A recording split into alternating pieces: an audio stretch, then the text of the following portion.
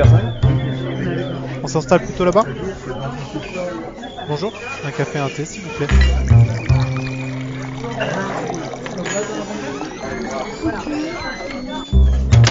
Café ou thé, c'est le temps de la pause. Bonjour et bienvenue sur notre série de podcasts Le temps d'une pause, thé ou café. Il met en lumière l'actualité de notre écosystème de partenaires. Découvrez une série d'entretiens avec des experts de l'efficacité organisationnelle et de la digitalisation. SIRH, relations clients, management, solutions paye, conseil, éditeur de logiciels, cloud. Nous recevons aujourd'hui Rémi Tapero, directeur de la performance opérationnelle du groupe Intermutuelle Assistance. Nous aborderons une transformation du service client qui accélère et doit planifier les effectifs et une activité de plus en plus impactée par des événements exogènes. Bonjour Rémi, c'est un plaisir de vous accueillir. Et tout d'abord, thé ou café ? Café, je suis un grand amateur de café. J'emmène ma machine à café en vacances pour être sûr d'avoir un café de qualité tous les matins. Parfait, on sort un café alors. Du coup, première question, sans trop de chichi, on peut dire que vous êtes un expert de la planification, WFM, de la gestion de la relation client. Est-ce que vous pouvez nous expliquer un petit peu votre métier et les tenants et les aboutissants ? Pour faire simple, en fait, le workforce management, c'est l'adéquation des volumes d'activité, donc quelques secteurs que ce soit, avec des ressources et des compétences. Voilà, mon métier, moi, c'est de mettre en lien la couverture d'un besoin opérationnel qui se traduit par des flux d'activité, qui soient des flux d'activité téléphoniques, mail, chat, réseaux sociaux et autres, avec en face les ressources qui permettent de pouvoir décrocher et de pouvoir atteindre les niveaux de service et les exigences des clients en termes de réponse. Et quelles évolutions constatez-vous aujourd'hui dans le secteur de la relation client ? Les dernières années ont été un peu prolifiques, il me semble. Tout à fait, Cédric. En fait, il y a pas mal de choses qui ont évolué dans notre métier, dans la relation client. Tout d'abord, ce que je constate, les gros progrès qu'on a fait en termes de technologie. Donc, la digitalisation a amené vraiment une façon différente de voir la relation client, aussi bien pour nous, professionnels, que pour les clients finaux. Et toutes les autres technologies qui tournent aussi autour de ça, l'intelligence artificielle, la robotisation, RPA, ont également apporté un vent de modernité à la fois sur nos pratiques, nos méthodologies et sur nos outils. Ce qui a également été marquant au cours des dernières années dans notre métier, c'est l'arrivée de l'omnicanalité. Il y a une dizaine d'années, on était voix et mail essentiellement. Aujourd'hui, on a une multitude de canaux à gérer en relation client. Et la dernière évolution qui est pour moi la plus importante, c'est l'évolution du comportement client. Les clients sont aujourd'hui très exigeants en termes de qualité de service, sont à la recherche de beaucoup d'autonomie dans les tâches qu'ils peuvent faire par eux-mêmes, les tâches routinières, récurrentes, à faible valeur ajoutée. Ils veulent vraiment pouvoir le gérer n'importe quand ils veulent, en totale autonomie. Ils sont aussi exigeants d'un point de vue rapidité par rapport aux réponses qu'on peut leur apporter, quel que soit le canal par lequel ils nous contactent, et sur lesquels les marques ont vraiment une attention toute particulière. Et dans tout ça, qu'en est-il du WFM ? Il y a une évolution des outils qui correspond à cette réalité du centre de contact. L'activité est de plus en plus complexe, comme on l'a vu, notamment au niveau technologie et application. Alors déjà, ce qu'il faut noter sur ce point-là, c'est que c'est un métier qui est en perpétuelle évolution. Il n'est jamais à l'arrêt. Même s'il s'appuie, je dirais, de manière ancestrale sur un certain nombre de piliers autour de la prévision, de la planification et du pilotage, qui eux sont effectivement immuables, en fait, la manière dont on aborde ces processus, elle est en perpétuelle mutation en fonction des époques, en fonction des entreprises, en fonction de la nature des activités également. Et c'est pour ça que c'est un métier qui est particulièrement stimulant, parce que rien n'est jamais acquis, quoi. On se remet en question en permanence, en fait. Maintenant, pour répondre plus précisément à votre question, par rapport aux dernières années, oui, là aussi, il y a eu quand même des grandes avancées. Tout d'abord, comme on a vu précédemment, sur les aspects technologiques. Aujourd'hui, les éditeurs du marché de solutions de planification ont fait des efforts assez considérables sur l'ergonomie de ces outils-là.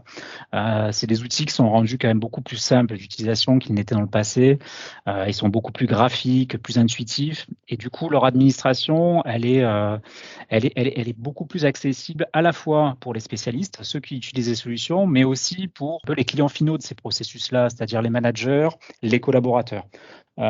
Changement technologique important, c'est l'arrivée aussi du mode SaaS et de la possibilité d'utiliser des clients légers pour installer ce type de solution. Donc ça a grandement modifié également le volet infrastructure et le volet administration de SI, et largement simplifié.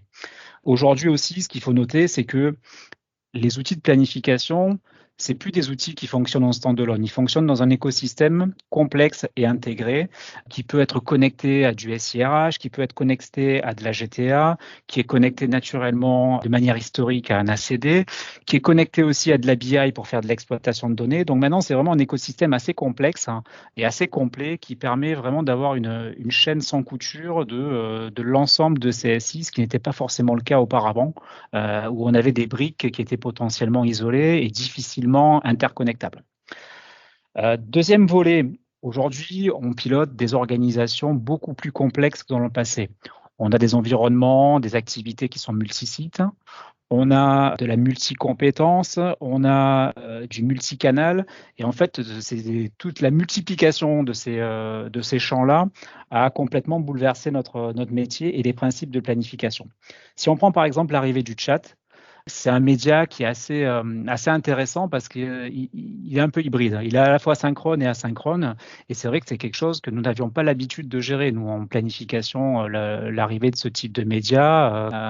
Et malgré tout, on a réussi à s'adapter et à faire évoluer nos modèles pour travailler en ce sens-là. Et la troisième évolution qui me semble pour moi la plus structurante, en fait, elle est plus au niveau méthodologique. Notre métier, il a énormément évolué au cours des 10 dernières années. On est passé d'un métier où le processus de prévision était très fortement pondéré, sur lequel on mettait beaucoup d'efforts, beaucoup de finesse, beaucoup de temps et beaucoup d'analyse pour faire une prévision de qualité. Et ça avait du sens dans le passé parce que nos activités étaient finalement assez reproductibles et leur modélisation était relativement simple. Ce qu'on se rend compte aujourd'hui, c'est que ces activités-là, elles sont influencées par des comportements clients, comme on l'a dit tout à l'heure, qui sont très différents, qui sont devenus de moins en moins prévisibles. On a des actions commerciales qui sont aussi rapidement enclenchées, beaucoup moins planifiées que dans le passé. Et on a aussi bon nombre d'activités qui sont soumises à des aléas climatiques. Et on se rend compte des dernières années que les événements climatiques violents sont de plus en plus fréquents. Là-dessus, on rajoute l'épisode de la pandémie que l'on vit actuellement. Et là, on se rend compte que nos modèles prévisionnels, ils sont fortement éprouvés. Tout ça pour dire que finalement, aujourd'hui, la réalité, c'est qu'on maîtrise de moins en moins nos prévisions, nos modèles prévisionnels. On a de plus en plus de facteurs exogènes qui viennent perturber ces modèles prévisionnels. Et aujourd'hui, en fait, les modèles opérationnels qui résistent le mieux à tout ça, ce sont ceux qui sont les plus ajustables à l'évolution des flux, ceux qui sont les plus agiles. Et donc, du coup, en fait, on se rend compte que notre métier sur lequel on mettait beaucoup d'efforts sur la prévision d'activité, aujourd'hui, on met de plus en plus d'efforts sur la capacité à rendre un modèle agile, ajustable et des leviers de pilotage en temps réel qui sont beaucoup plus marqués. Du coup, si je fais un petit peu de provocation, on peut dire qu'aujourd'hui, dans la relation client, il est de plus en plus difficile de se baser uniquement sur une planification avec un Excel, avec un tableur, et que du coup, au vu de la complexification de l'ensemble de la chaîne, il vaut mieux utiliser un outil dédié de planification de workforce management. Or, les activités complexes, c'est indéniable. Aujourd'hui, on a encore des activités qui sont assez administratives, sur lesquelles on peut toujours s'organiser, mais il y en a de moins en moins de ces activités-là aujourd'hui. La complexité, le fait de fonctionner de manière transverse sur plusieurs sites, avec de la multicompétence, voire du multilingue, fait qu'on a drastiquement complexifié la modélisation de ces charges de travail-là. Et donc, on touche un petit peu aux limites de l'Excel et de ce type de méthodologie-là. On a besoin quand même d'éléments un peu plus structurants pour construire des modèles prévisionnels un peu plus aboutis. Merci Rémi. Et du coup, les dernières années, les outils d'Olydis ont aussi évolué pour donner la main sur des périmètres plus précis en fonction des métiers, services, profils de chaque acteur. Du coup, entre l'outil, les process et les acteurs, il y a une sorte de symbiose à atteindre? Ouais, tout à fait. Et du coup, là, il y a un binôme qui se fait entre l'outillage et le process. Et que moi, je mets souvent au même niveau, hein. Je ne confonds pas outils et aboutissement. C'est-à-dire qu'un outil performant sans un process performant, lui-même n'est pas performant finalement in situ.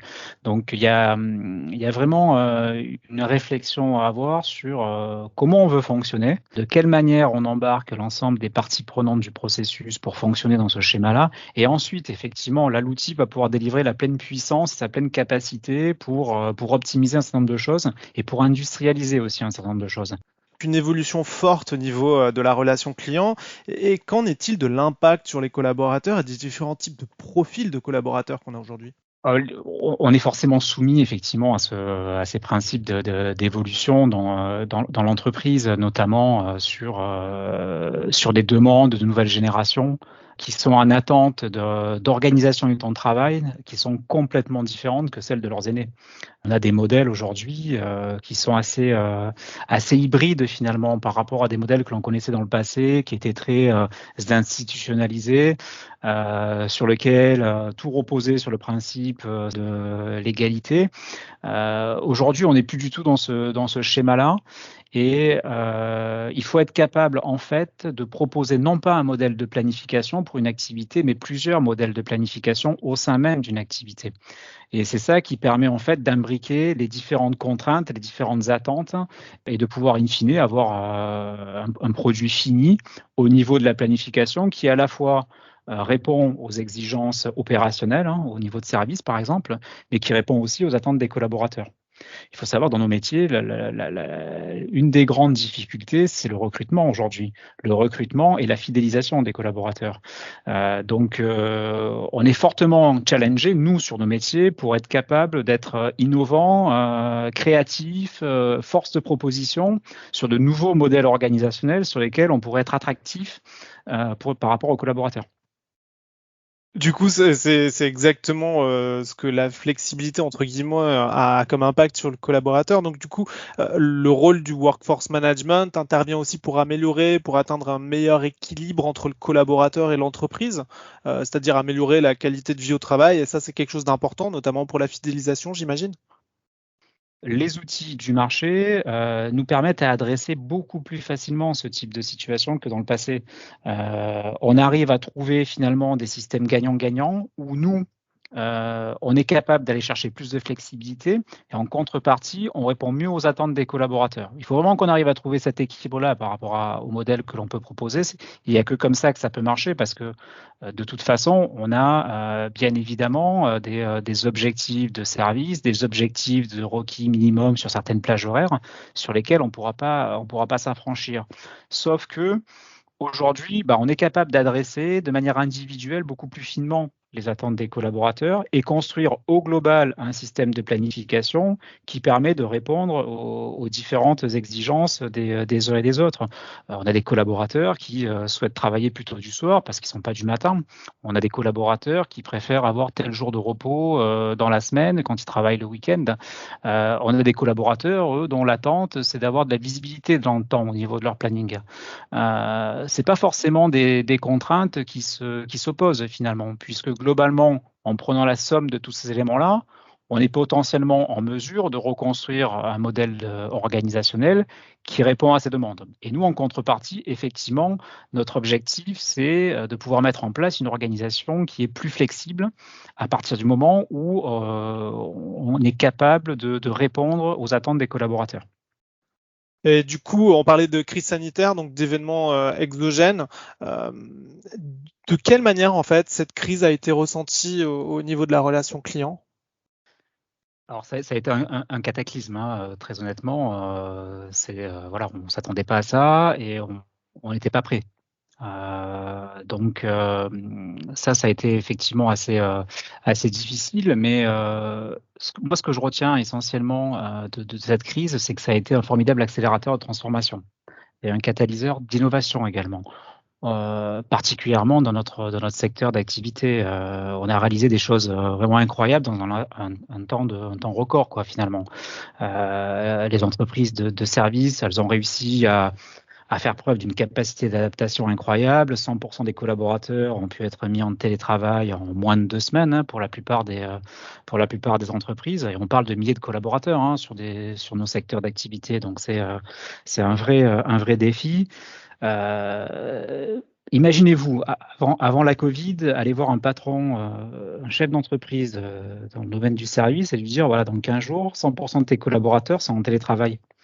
Il vous aurait dit c'est impossible. Il aurait argumenté avec toutes sortes de raisons, d'objections, qu'elles soient techniques, sanitaires, sécuritaires, humaines, managériales, organisationnelles. Bref, on aurait eu toute une liste d'impossibilités à faire. Alors que là, confronté à une situation assez inédite, les entreprises, elles ont réussi à revoir l'intégralité de leur process, mettre en place des nouveaux outils dans des temps qui sont absolument incroyables, revoir leur mode de management, de formation, de recrutement. On a recruté à distance des gens, c'est quelque chose qui n'existait pas dans nos métiers, quoi. Donc on a vraiment vu quelque chose d'assez exceptionnel en termes de réactivité et de capacité d'adaptation. Moi, c'est ce que je retiens. Niveau humain aussi, ça a été particulièrement fort. On a eu un élan de solidarité, de cohésion. On avait l'impression d'être investi d'une vraie mission, quoi, par rapport à cette situation sanitaire. Et je trouve que les hommes et les femmes qui constituaient ces entreprises-là ont été assez héroïques. Ils ont travaillé parfois dans des conditions qui sont totalement ubuesques, hein. Donc, vraiment, voilà, moi, c'est ce que je retiens, ce côté positif, notre capacité à pouvoir réagir à une situation de ce type-là. Alors que si elle avait été programmée, on n'aurait pas été capable de faire le 10e de ce qu'on a fait. Donc, ce que je retiens maintenant, c'est que je peux aller dans une réunion de travail en portant un projet. Et si en face de moi, j'ai des gens qui me proposent des objections, je pourrais me rappeler qu'en 10 jours, on a été capable de mettre des milliers de collaborateurs en télétravail. Donc, ça me permet finalement de balancer un petit peu les objections et les capacités à faire ou à ne pas faire certains projets. Donc on peut dire qu'il y a une sorte de réaction à la crise naturelle qui s'est mise en place et qui a en gros dynamisé un effort de transformation, entre guillemets. Ouais, tout à fait. Ça a été presque comme vécu comme un instinct de survie finalement par les entreprises. Et moi, je pense qu'il faut capitaliser vraiment sur ce qui a été fait. C'est-à-dire, on a fait des choses incroyables, donc il faut juste s'arrêter, le regarder, le valoriser et se dire, on l'a fait une fois, on le fera, on sait le faire. Et on sait le faire pour plein de choses et des choses beaucoup moins complexes que ce qu'on a réussi à faire finalement. Donc, il faut vraiment s'appuyer là-dessus, ne pas en faire un micro-événement, un micro-phénomène et continuer surtout à travailler dans cette dynamique-là. Rémi, et pour conclure, du coup, quels sont les enjeux à venir pour la relation client de demain, à votre avis? Je vois 2 enjeux principaux pour la relation de demain. C'est déjà une accélération de l'exploitation de la data, qui va être de plus en plus au cœur des préoccupations, pas forcément pour suivre les clients, mais plutôt pour leur apporter des réponses de plus en plus précises et millimétrées. Donc, on a un certain nombre de données qu'on n'exploite pas forcément aujourd'hui dans nos organisations. Et je pense que demain, la relation client et les outils vont pouvoir nous aider finalement à exploiter, à contextualiser ces informations et à nous permettre d'être plus efficaces et plus en phase et plus qualitatifs sur les réponses à amener aux clients. Avec une vision de plus en plus 360, c'est-à-dire qu'on peut avoir des clients qui nous appellent pour un certain sujet et on va pouvoir faire, à mon avis, la connexion avec un certain nombre d'autres éléments demain et on va pouvoir être de plus en plus multiservice par rapport à ces éléments-là. Donc, vraiment une notion de guichet unique qui va être renforcée par cette notion d'exploitation de la donnée. Et le deuxième point, pour moi, ça va être vraiment la capacité de nos organisations à être agiles. Voilà, on revient sur le point effectivement prévisionnel. C'est un enjeu qui reste important, mais sur lequel on a de plus en plus d'incertitudes. Et ce qui va faire la force des organisations de demain dans le métier de la relation client, pour moi, ça va être leur capacité à trouver des modèles organisationnels agiles, flexibles, adaptables, aussi bien à la hausse qu'à la baisse des activités, mais pas forcément en prenant les collaborateurs en otage. Vraiment en trouvant des modèles organisationnels gagnant-gagnant dans lesquels chacun y trouve son compte et chacun vraiment se sent à l'aise pour contribuer à l'effort des entreprises et aux services qu'on peut délivrer à nos clients. Donc plus d'agilité, plus de flexibilité, mais avec un visage humain. Exactement. Une capacité à pouvoir intégrer aussi ces contraintes-là. Pour moi, c'est pas antinomique. On peut être efficace et bienveillant dans la manière dont on aborde des processus organisationnels. Merci beaucoup Rémi, c'était un plaisir de vous accueillir aujourd'hui pour parler donc du coup de la relation client et de son avenir. N'hésitez pas à revenir sur le site internet pour trouver d'autres podcasts. Merci Cédric, à bientôt.